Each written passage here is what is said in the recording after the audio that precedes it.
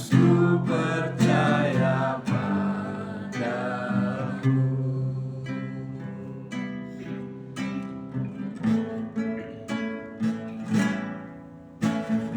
Apapun yang terjadi dalam hidupku ini, tak pernah ku ragukan kasih-Mu Tuhan.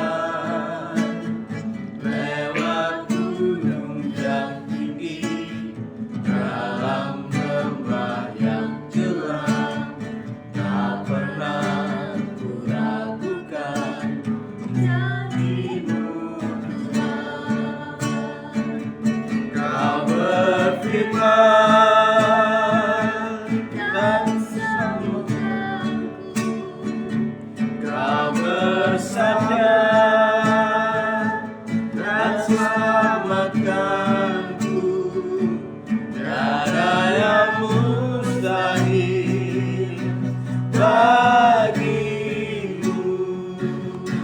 Yesus, ku percaya padamu. Kau berfirman dan sembuhkanku.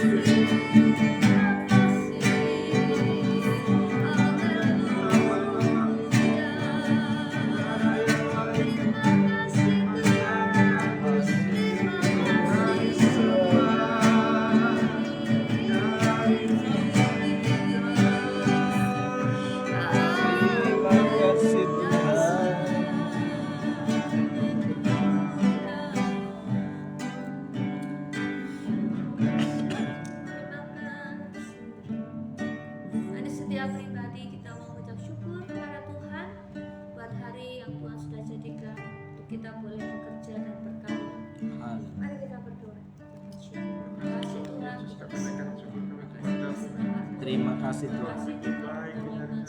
Terima kasih buat hari ini. Terima kasih buat sepanjang minggu, sepanjang bulan yang sudah kami lewati.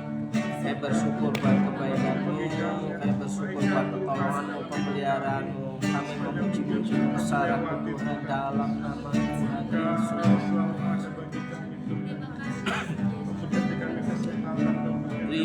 Terima kasih.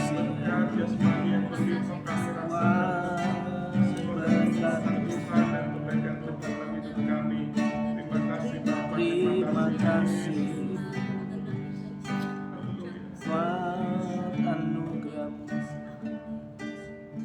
Malam hari ini kita akan berdoa terus. Kita akan berdoa buat negeri ini. Kita akan terus berdoa buat Indonesia, dan Indonesia dilawat oleh Tuhan. Dan Indonesia belum boleh mengalami keselamatan daripada Tuhan. Mari sekali lagi kita berdoa di hadapan Tuhan. Kita berdoa buat Indonesia. Dalam nama Yesus kami berdoa untuk bangsa Indonesia, bangsa di mana kami ada, kami tinggal. Hari ini kami memberkati bangsa Indonesia. Tuhan selamatkan bangsa Indonesia. Tuhan tolong bangsa Indonesia. Tuhan berikan kemakmuran untuk bangsa, kesejahteraan untuk bangsa Indonesia. Kiranya Tuhan menolong setiap pemimpin hidup dalam kebenaran Tuhan. Yes. Berdoa untuk pemimpin bangsa Indonesia untuk dapat mengelola bangsa ini, memakmurkan bangsa ini, mensejahterakan bangsa ini. Tuhan tolong mereka dalam nama Yesus. Berdoa Tuhan para pemimpin yang ada di negeri ini, Presiden, Wakil Presiden, jajaran menterinya, para gubernur, para bupati, para wali kota, camat, lurah, bahkan tingkat RT RW. Tuhan tolong kehidupan mereka, Tuhan jaga, Tuhan tunjukkan mana yang menjadi jalan untuk memajukan bangsa ini, Tuhan, dalam berkat nama Yesus. Dalam nama kita memberkati kota di mana kami tinggal, dalam nama Yesus. Dan kita akan berdoa untuk para pemirsa yang sedang mengikuti live streaming hari ini. Kita doakan mereka yang sedang berkumpul dengan sakit penyakit, berdoa mereka Dalam nama Yesus. sedang berkumpul dengan masalah mungkin ekonomi, rumah tangga, mungkin pekerjaan, mencari pekerjaan. Kiranya kita doakan malam hari ini, dan doakan juga untuk jemaat yang sakit. Saya minta Ibu Suci untuk berdoakan hal ini. Bapa di dalam surga, kembali kami mengucap syukur Bapa. Kami bersyukur untuk kesehatan, kekuatan yang sudah Engkau berikan kepada kami Bapa. Kami bersyukur Bapa untuk segala kebaikan yang telah Engkau limpahkan dalam hidup kami Bapa. Bapa, saat ini kami berdoa Bapa untuk saudara-saudara kami yang sedang mengikuti doa live ini Bapa. Kami percaya Engkau melawat mereka satu persatu Bapa. Kami juga berdoa Bapa, jika di antara mereka sedang sakit Bapa, kami percaya biarlah bilur-bilur-Mu sudah menyembuhkan segala sakit penyakit mereka Bapa. Di dalam nama Tuhan Yesus Kristus kesembuhan terjadi atas mereka Bapa. Dan jikalau ada yang mengalami masalah pergumulan dalam hidup mereka, kami percaya Bapa, Engkau membuka jalan bagi setiap masalah mereka Bapa. Jika jalan yang satu tertutup, maka Engkau akan membukakan jalan yang lain Bapa. Kami percaya Engkau akan membukakan pintu-pintu berkat atas saudara-saudara kami yang sedang mengikuti doa live ini Bapa. Kami percaya Bapa, Engkau melawat mereka satu persatu Bapa. Yang susah kiranya Engkau hiburkan dengan Roh Kudus-Mu Bapa.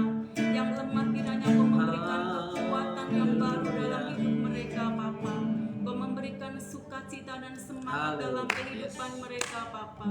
Dan bila berkat-berkat yang baru terus Engkau nyatakan kepada saudara-saudara kami yang sedang mengikuti doa live ini Bapa.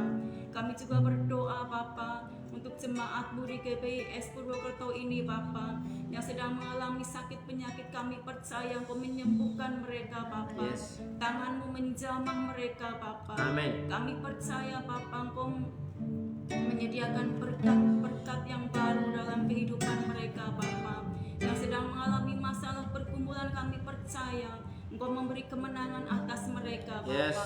Kami percaya Bapa, biarlah kuasa-Mu bekerja dalam setiap kehidupan anak-anak-Mu di tempat ini Bapa. Bapa, kami juga berdoa Bapa, kiranya Engkau terus memberikan berkat-berkat yang baru untuk anak-anak-Mu di gereja GBIS ini Bapa. Biarlah berkat-berkat yang baru terus Engkau curahkan, dan mujizat-mujizat yang tidak lazim terus Engkau nyatakan kepada anak-anak-Mu yang tetap setia dan percaya kepada Engkau Bapa.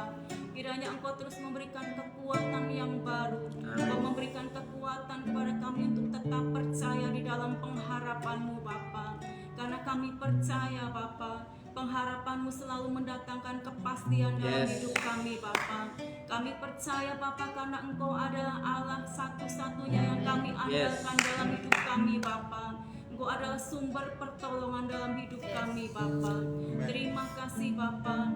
Kami juga berdoa Bapa untuk hamba-Mu Bapak Nono. Kiranya Engkau terus memberikan kekuatan kesehatan. Kiranya Engkau terus tambah-tambahkan hikmat marifat-Mu kepada hamba-Mu ini Bapa. Engkau memberkati dalam setiap pelayanannya Bapa. Apapun yang menjadi harapan-harapannya, kami percaya Engkau yang akan mewujudkannya Bapa. Dan biarlah dimanapun hamba-Mu ini berada, kiranya terus dapat menjadi berkat bagi banyak orang. Terima kasih Bapa. Kau terus memberikan kekuatan kepada kami untuk tetap percaya kepada Engkau Bapa. Kami percaya apapun yang kami pergumulkan pada malam hari ini Bapa, kami percaya Engkau Allah yang selalu mendengarkan kami. Terlebih kami percaya Engkau akan menjawab setiap pergumulan kami pada malam hari ini Bapa. Karena kami mintanya di dalam satu nama, Tuhan Yesus Kristus. Haleluya.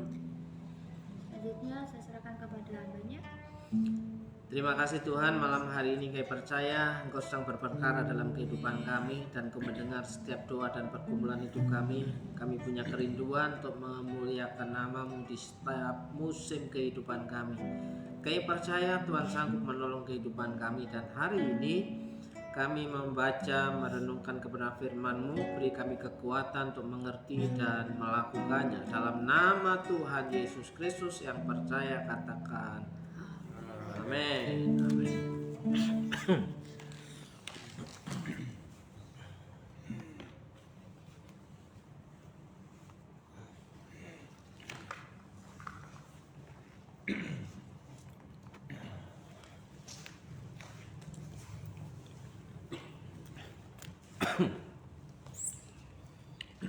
Kita sudah sampai pada kitab Yeskil pasal 20 ya? 21. Oke.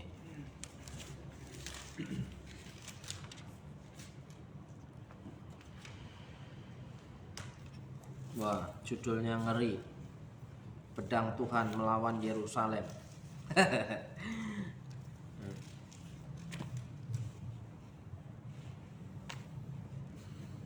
Yerusalem itu bukankah tempatnya bait Allah?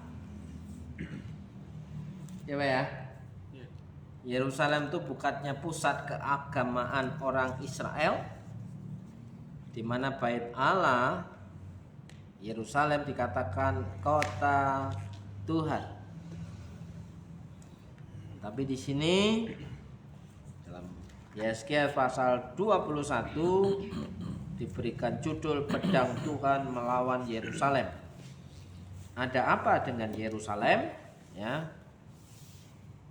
Yeskil 21 ayat 1. Datanglah firman Tuhan kepadaku, hai anak manusia, tujukanlah mukamu ke Yerusalem dan ucapkanlah banyak teguran terhadap tempat kudusnya, dan bernubuatlah melawan tanah Israel. Katakanlah kepada tanah Israel, beginilah firman Tuhan. Lihat, aku akan menjadi lawanmu dan akan mencabut pedangku dari sarungnya dan melenyapkan dari tengah-tengahmu orang benar dan orang fasik. Oleh karena aku hendak melenyapkan dari tengah-tengahmu orang benar dan orang fasik, maka pedangku akan terhunus dari sarungnya terhadap semua manusia dari selatan sampai utara. Semua orang akan mengetahui bahwa aku Tuhan mencabut pedangku dari sarungnya. Pedang itu tidak akan kembali lagi. engkau anak manusia mengeranglah di hadapan mereka seperti seorang yang tulang pinggangnya patah dan berada di dalam kesengsaraan yang pahit. Dan kalau mereka bertanya kepadamu, mengapa engkau mengeluh, jawablah karena suatu berita. Kalau berita itu sudah tersiar, setiap hati akan menjadi tawar dan semua tangan menjadi lemah lesu.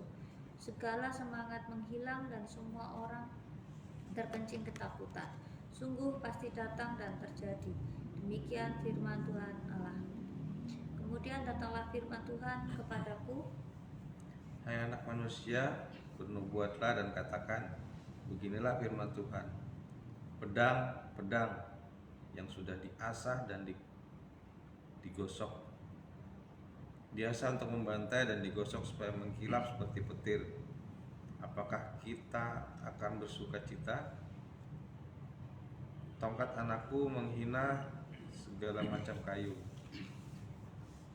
Pedang itu diberikan supaya digosok, supaya sedia dipergunakan. Pedang itu diasah dan digosok supaya diberikan ke tangan si pembunuh. Berserulah dan merataplah, hai anak-anak manusia, sebab pedang itu ditujukan melawan umatku, ditujukan melawan semua pemimpin Israel. Mereka dan umatku sama-sama dibiarkan dimakan pedang. Oleh sebab itu, tepuklah pinggangmu sebagai tanda perkabungan. Sebab percobaan datang dan tidak suatu pun yang dapat tahan. Demikianlah firman Tuhan Allah. Dan engkau anak manusia, bernubuatlah dan tepuklah tanganmu. Biarlah pedang itu menjadi 2 kali lipat, 3 kali lipat. Itu pedang pembunuh, pedang untuk pembunuhan besar-besaran yang berkeliling menghabiskan mereka. Dengan demikian hati mereka hancur dan yang rebah bertambah di setiap pintu gerbang mereka. Aku memerintahkan penumpahan darah dengan pedang itu. Aduh, pedang itu dibuat mengkilap seperti petir dan digosok untuk membantai. Pancung yang di kanan dan di kiri, kemana saja matamu menetap. Dan aku juga akan bertepuk tangan dan hatiku yang panas menjadi tenang kembali. Aku Tuhan yang mengatakannya. Lalu datanglah firman Tuhan kepadaku. Hai engkau anak manusia, gambarlah 2 jalan yang akan dilalui oleh pedang Raja Babel. Keduanya mulai dari satu negeri. Buatlah papan penunjuk jalan di awal jalan yang menuju ke kota. Gambarlah dari jalan mana pedang itu datang melawan Raba, ibu kota Bani Amon, dan melawan Yehuda yang bentengnya ada di Yerusalem. Sebab Raja Babel berdiri pada persimpangan jalan itu pada awal kedua jalan itu untuk melakukan tenungan. Ia mengocok panah, meminta petunjuk dari terafim dan menilik hati binatang. Ke dalam tangan kanannya terjatuh panah tenungan mengenai Yerusalem, supaya diperdengarkannya suara orang yang membunuh dan menyerukan pekik pertempuran, supaya menyusun alat-alat pendobrak pintu gerbang dan menimbun tanah menjadi tembok pengepungan dan mendirikan benteng pengepungan. Tetapi bagi mereka itu adalah tenungan yang menipu, walaupun mereka mengangkat sumpah yang muluk-muluk, tetapi ia mengingat kesalahan mereka sehingga mereka ditangkap. Sebab itu beginilah firman Tuhan Allah, karena kamu membuat kesalahanmu itu diingat dengan tersingkapnya pelanggaranmu, sehingga tampaklah dosa-dosamu dalam segala perbuatanmu. Oleh karena kamu teringat kembali, kamu akan ditangkap dengan kekerasan. Hai engkau pemimpin Israel, orang fasik yang durhaka, yang saatnya sudah tiba untuk penghukuman terakhir. Beginilah firman Tuhan Allah, jauhkanlah serbanmu dan buangkanlah mahkotamu. Tiada yang tetap seperti keadaannya sekarang. Yang rendah harus ditinggikan, yang tinggi harus direndahkan. Puing, puing, puing, puing akan kujadikan dia. Ini pun tidak akan tetap, sampai ia datang yang berhak atasnya, dan kepadanya akan kuberikan itu. Pedang Tuhan melawan Bani Amon. Engkau anak manusia, bernubuatlah dan katakan, beginilah firman Tuhan Allah mengenai Bani Amon dan cercaan mereka. Katakanlah, pedang, pedang sudah tercabut untuk membantai, digosok untuk memusnahkan dan mengkilap seperti petir. Meskipun ada penglihatan-penglihatan palsu bagimu dan tenungan-tenungan bohong bagimu, pedang itu akan ditetapkan ke leher orang-orang fasik yang durhaka, yang saatnya sudah tiba untuk menghukum penghukuman terakhir. Kembalikanlah itu ke sarungnya di tempat penciptaanmu, dan di negeri asalmu aku akan menghukum kau. Aku akan mencurahkan geramku atasmu dan menyemburkan api murkaku kepadamu dan menyerahkan engkau ke dalam tangan orang-orang dungu yang menimbulkan kemusnahan. Engkau menjadi makanan api, darahmu akan tertumpah di tengah-tengah tanah itu, dan engkau tidak akan diingat-ingat lagi, sebab aku Tuhan yang mengatakannya. Ya.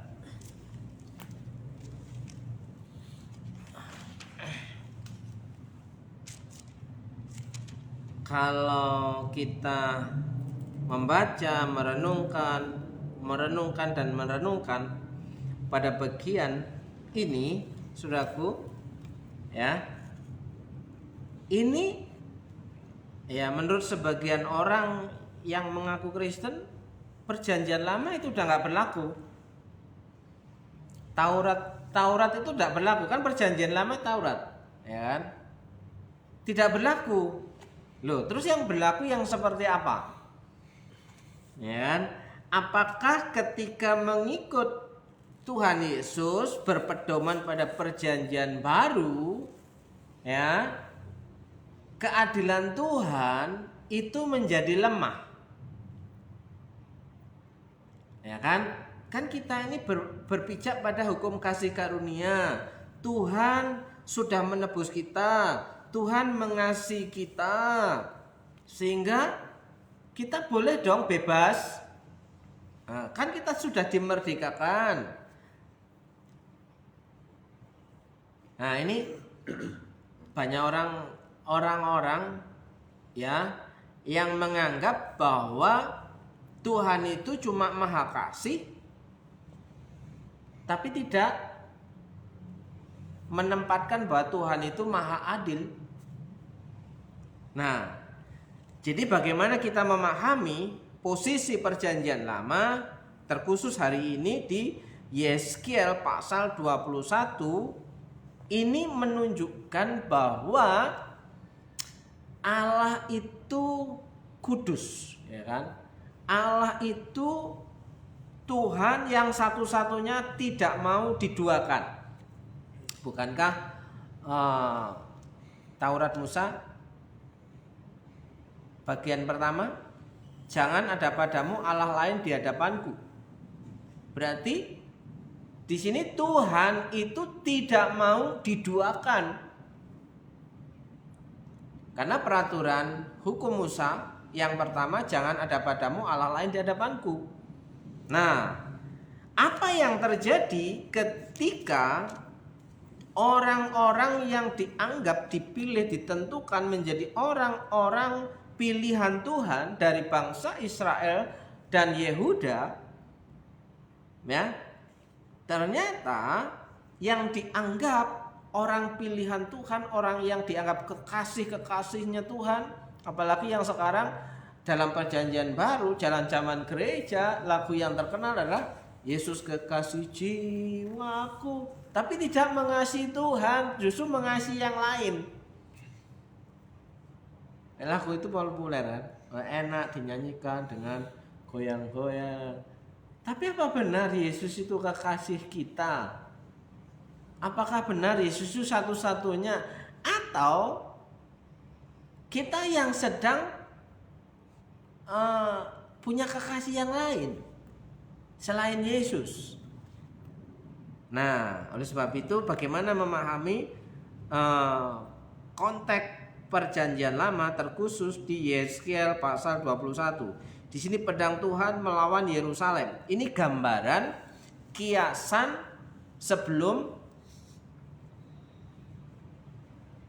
pengorbanan Tuhan melalui Yesus di kayu salib itu terjadi, digambarkan dalam perjanjian lama betapa dosa itu sangat menjijikan. Nanti kalau saudara baca pasal 22, ternyata dosa, perzinahan, persundalan, mengikuti Allah lain, menyembah berhala itu sangat menjijikan di mata Tuhan. Membelakangi Tuhan itu sangat menjijikan bagi Tuhan. Itu pasal 22. Ya, tapi kita masih di pasal 21. Makanya di sini saking mengasihi bangsa Israel dan Yehuda, Tuhan memakai Nabi Yehezkiel sebagai alat peraganya Tuhan. Nah, ini sudah sampai ayat 21. Setiap pasal Nabi Yehezkiel itu dipakai gambaran, dijadikan alat peraga. Kira-kira kita sanggup nggak jadi Yehezkiel, Pak? Sanggup nggak, Mbak Suci? Kita dipakai Tuhan jadi alat peraganya Tuhan untuk memberikan pesan kepada umat Tuhan, dan hidup kita dipakai Tuhan. Tidak bisa tidak kita melakukannya, ya kan? Resikonya di sini ya nyawa, ya kan? Nah, di pasal 21, hai anak manusia, tujukanlah mukamu ke Yerusalem. Wah, disuruh tujukan itu mengarah ke Yerusalem. Ya, terus ucapkanlah banyak teguran terhadap tempat kudusnya. Berarti Yehezkiel disuruh Tuhan untuk memberikan teguran-teguran. Banyak teguran itu sesering mungkin mengingatkan bahwa hai kamu orang-orang Israel, bertobatlah. Kamu sudah jauh meninggalkan Tuhan, kamu sudah jauh membelakangi Tuhan. Bertobatlah, banyak teguran loh. Kalau menegur orang, apalagi di sini menegur raja, menegur tua-tua. Yehezkiel itu siapa? Dia punya jabatan apa? Nabi. Umurnya tua enggak. Masih muda. Terus harus hormat kepada tua-tua Israel? Enggak. Iya kan? Di sini suruh menegur tua-tua Israel, raja Israel, ya kan? Banyak teguran terhadap tempat kudusnya, dan bernubuatlah melawan tanah Israel. Nah, kira-kira kalau kita di posisi Yehezkiel, salah satu sisi, apakah kita punya ketaatan? Ya. Hai Owen, pulang jalan kaki. Jawab apa, Owen? Oke. Nah, itu namanya taat, Wen. Tidak perlu jawaban yang lain. Oke, siapa takut? Nah, gambaran kalau dipakai Tuhan itu seperti itu. Jawabannya selalu oke. Tas, Wen. Tas. Ya, tidak ada jawaban yang lain selain oke. Ya kan? Terus katakanlah kepada tanah Israel, beginilah firman Tuhan, lihat aku akan menjadi lawanmu dan akan mencabut pedangku dari sarungnya dan melenyapkan dari tengah-tengahmu orang benar dan orang fasik. Nah, sekarang pertanyaannya, kenapa orang benar dan orang fasik di situ diperlakukan sama? Nanti kalau saudara baca di pasal yang ke-23, di situ ada kakak beradik Ohola dan Oholiba. Ya kan? Dan kakak beradik ini dianggap punya kelakuan yang sama. Ohola melambangkan Samaria, Oholiba melambangkan Yerusalem. Jadi antara orang fasik, orang benar, dan orang fasik kelakuannya sama, ya kan? Makanya di sini pedang Tuhan dipersiapkan untuk mereka. Nah, ayat yang ke-6, perintah Tuhan kepada Yeskiel dikatakan, mengeranglah di hadapan mereka.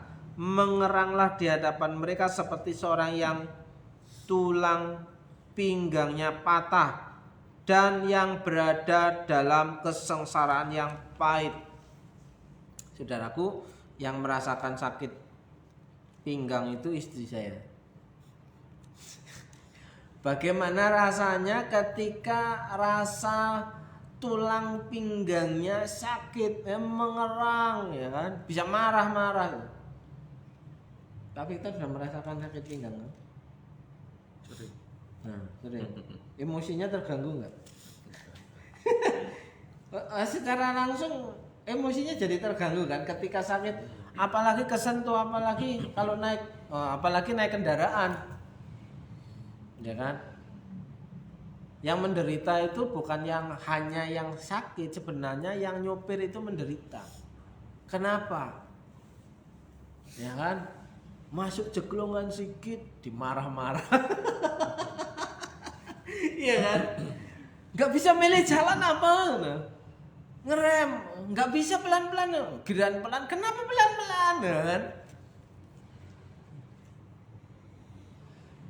Tapi jadi kalau naik motor bonceng orang yang sakit seperti itu, kram, Mbak.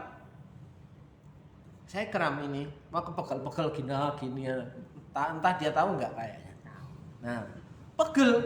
Kenapa? Nahan rem, nahan gas gitu. Nah, ketika sudah masuk jeglongan dikit ya, gronjalan dikit, sebentar lagi dia ngoceh-ngoceh ini gitu. Ya kan? Itu capek juga. Makanya di sini Yeskiel disuruh memperagakan mengeranglah, ya kan? Mengeranglah seperti seorang yang tulang pinggangnya patah. Ini patah, ya, yang berada dalam kesengsaraan yang pahit. Itu yang ibaratnya saraf tulang ekor atau tulang pinggang yang sakit tidak begitu parahnya seperti patah ini aja mengalami saya, apalagi patah, ya kan? Tentu tidak terbayangkan sakitnya. Terus di situ, dan kalau mereka bertanya kepada mengapa engkau mengeluh, jawablah, karena suatu berita, kalau berita itu sudah tersiar, setiap hari hati akan menjadi tawa dan semua tangan menjadi lemah lesu, segala semangat hilang dan semua orang terkencing ketakutan, sungguh pasti datang dan terjadi. Demikianlah firman Tuhan. Jadi betapa seriusnya Tuhan bahwa dosa itu serius, tidak bisa main-main. Oh, kan Tuhan Maha Pengasih, Tuhan Maha Pengampun, kita minta maaf aja cukup. Tidak seperti itu. Ya, kita aja kalau ada orang yang bersalah hanya sekedar minta maaf, rasanya gimana, Pak? Maaf ya Pak, saya tadi salah banget. Padahal sudah sakit hatinya. Masih ganjel nggak? Pasti. Belum terpuaskan kan? Nah, ternyata kita ini duplikatnya Tuhan. Kita diciptakan segambar dan serupa dengan gambarnya Tuhan. Kita punya duplikatnya Tuhan. Begitu juga yang dirasakan Tuhan itu lebih daripada itu. Ya, kenapa? Kalau saudara membaca ayat yang ke-17, dan aku juga akan bertepuk tangan dan hatiku yang panas menjadi tenang kembali. Baru dipuaskan kalau dosa itu divonis, dihukum. Jadi jangan menganggap remeh dosa. Jangan menganggap enteng dosa. Dosa adalah dosa. Dosa itu serius. Dosa bukan sekedar masalah. Gampang kan, Tuhan Yesus sudah mati di salib. Minta ampun. Menggampangkan sekali pengorbanan. Remeh sekali pengorbanan Tuhan tuh kalau begitu.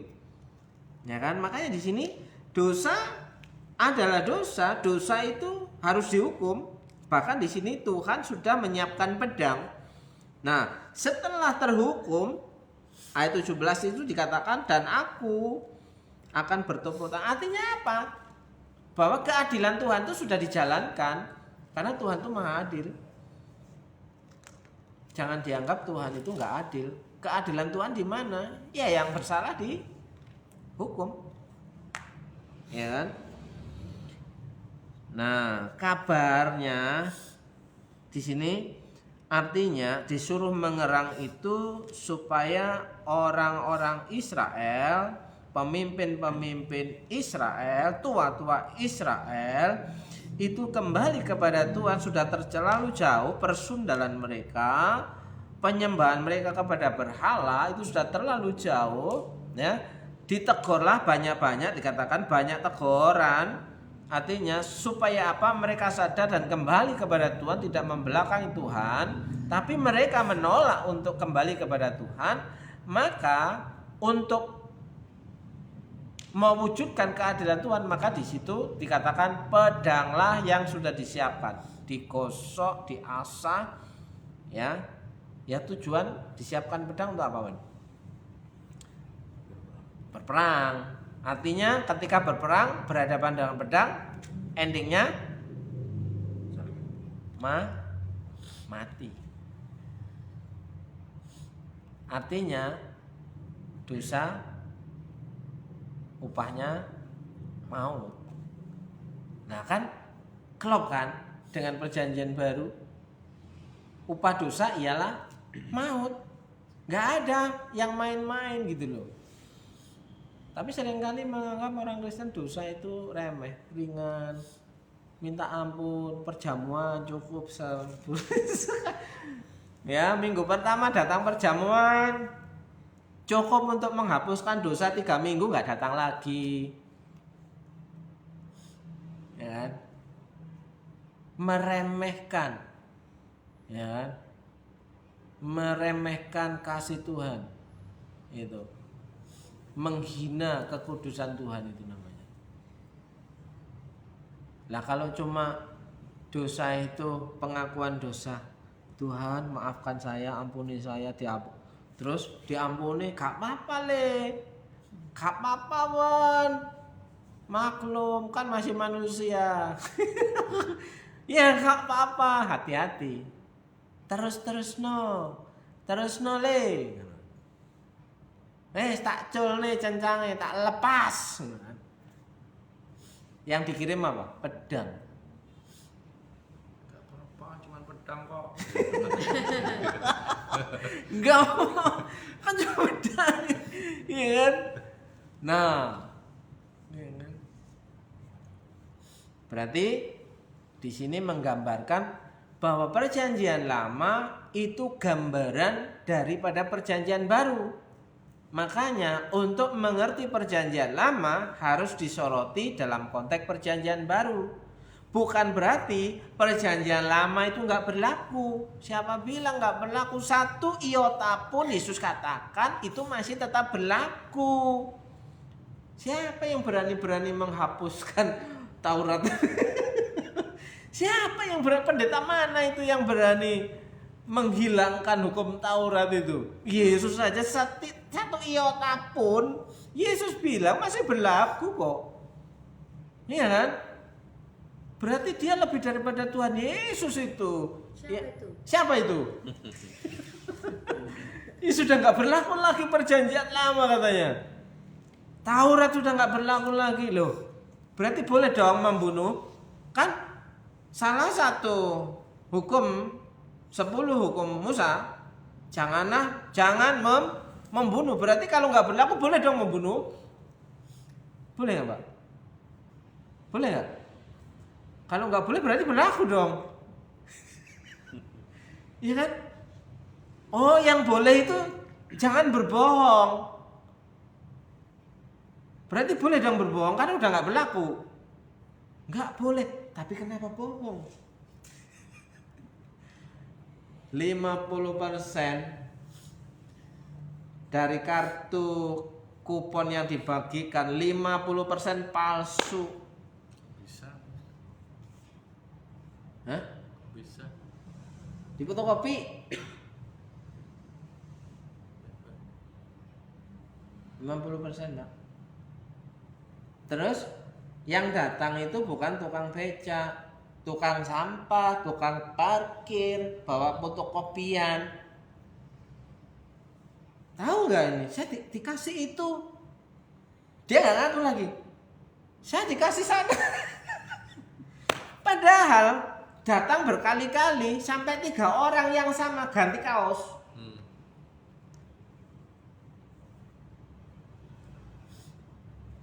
Gimana?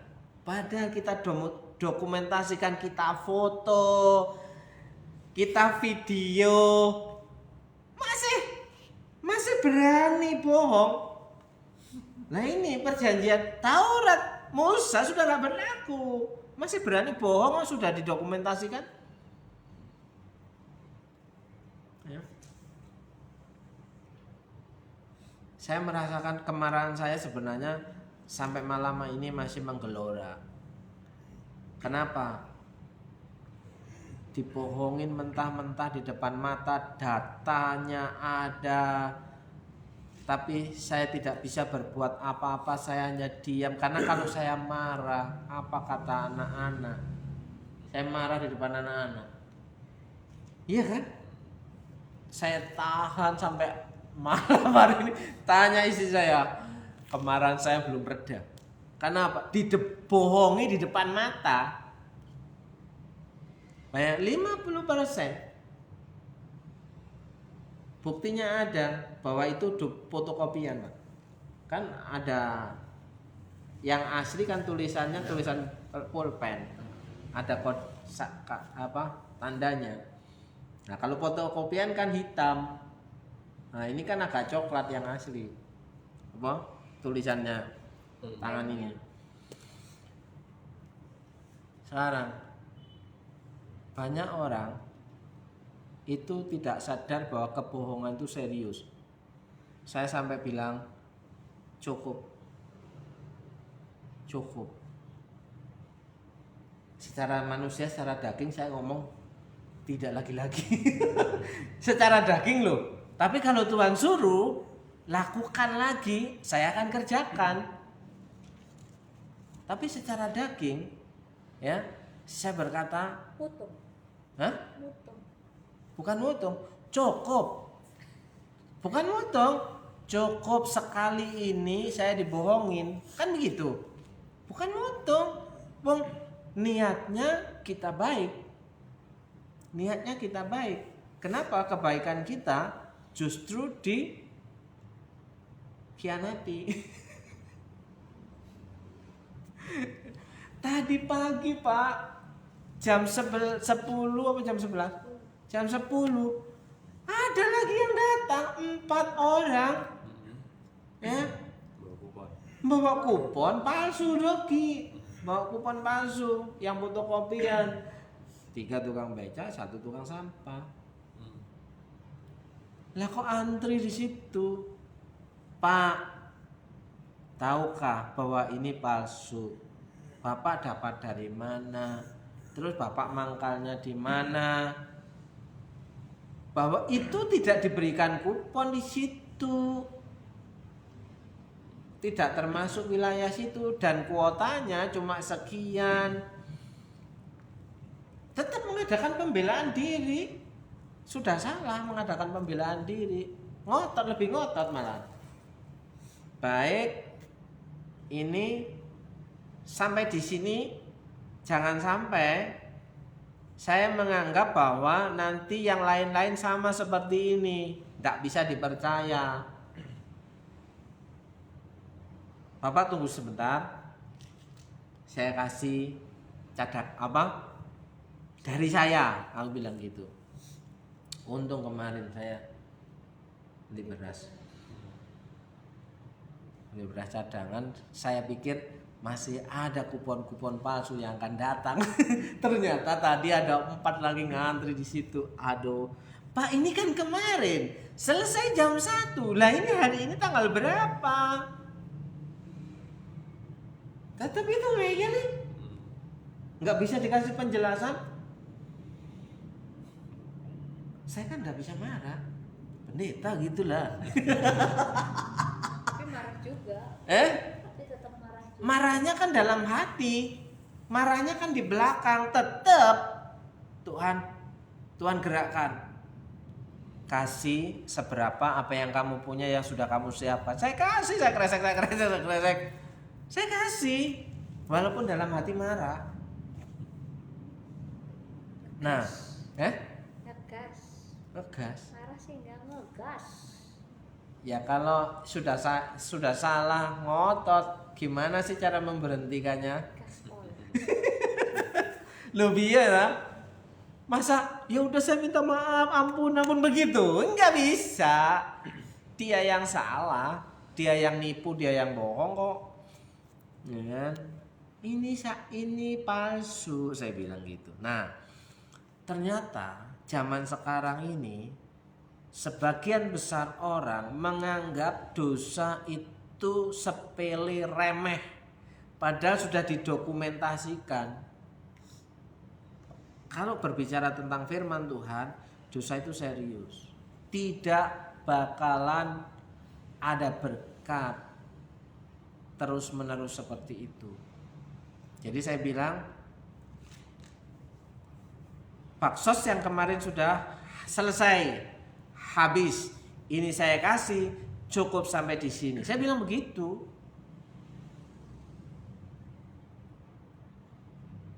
Komitmen saya tidak lagi. Tapi nggak tahu kalau Tuhan gerakkan lagi kan. Kalau Tuhan suruh lakukan lagi gitu ya. Ya kata Owen apa kan? Tadi jawabnya? Oke, gaskan gitu. Ya kan?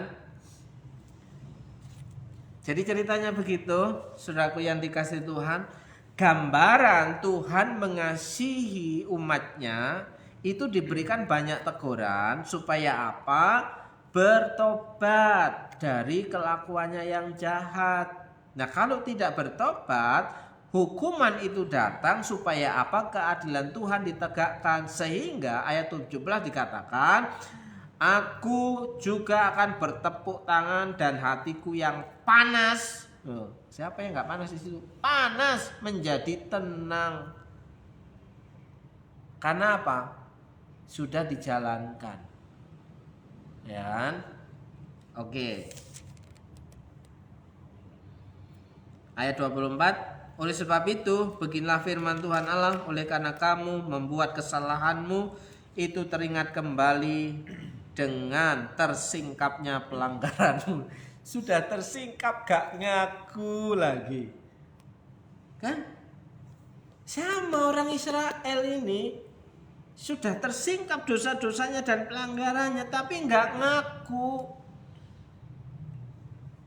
Parah. Malah marah sama Yeskiel. Ya. Terus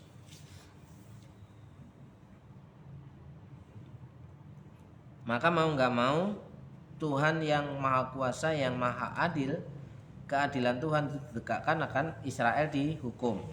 Ya, sudah disiapkan pedang.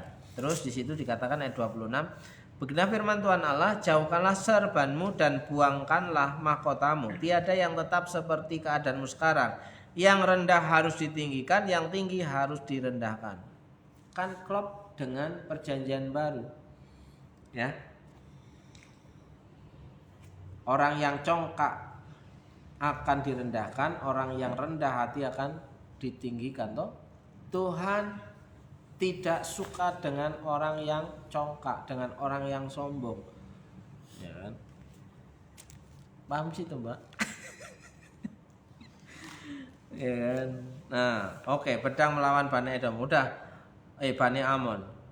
Amon itu tetangga sebelah. Gak usah dijelas-jelaskan. Yang jelas Tuhan mengasihi umatnya, ya, memberikan banyak teguran supaya bertobat. Kalau bertobat, ya, saya kira pengampunan Tuhan itu berjalan. Bukan hanya minta maaf, tapi tetap kelakuannya sama. Ya, sampai disitulah kira-kira renungan kita dari Yeskiel pasal 21. Tuhan sangat sayang sama kita, maka kita diingatkan oleh berbagai peringatan-peringatan.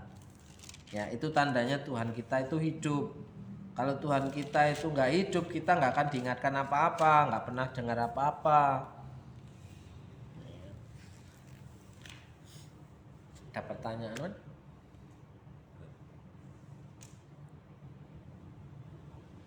Kata-kata hari ini apa? Hari ini apa ya?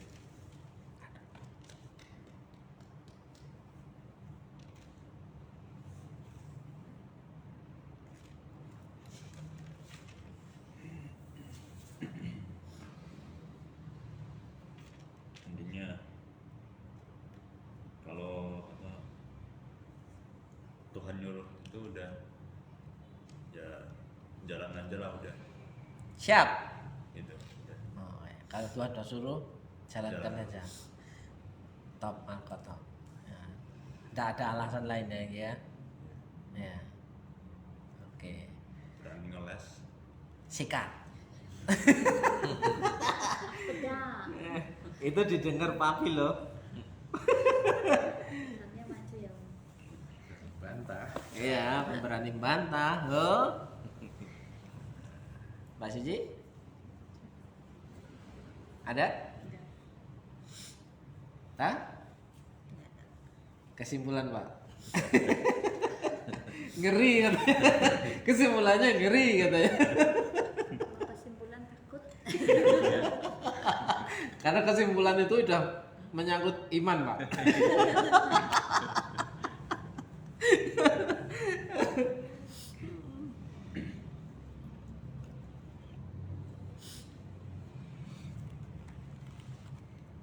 Jangan sampai pedang yang sudah digosok tadi meluncur. Karena kalau tidak dipakai karatan, Pak. Itu. Nah, aku yang ngasal lagi kan tugasku ngasal. Jangan, Pak. Nggak ada. Ya sudahlah, kesimpulannya Tuhan masih sayang kita. Kita tuh diingatkan supaya jangan terlalu jauh meninggalkan Tuhan. Saking sayangnya Tuhan diingatkan melalui Yeskiel yang lain. Ya, puji Tuhan, saudaraku yang dikasih Tuhan. Saya percaya Tuhan sangat sayang sama kita, maka Tuhan ingatkan kita berkali-kali supaya kita tidak berada di jalan yang salah. Puji Tuhan, mari kita berdoa.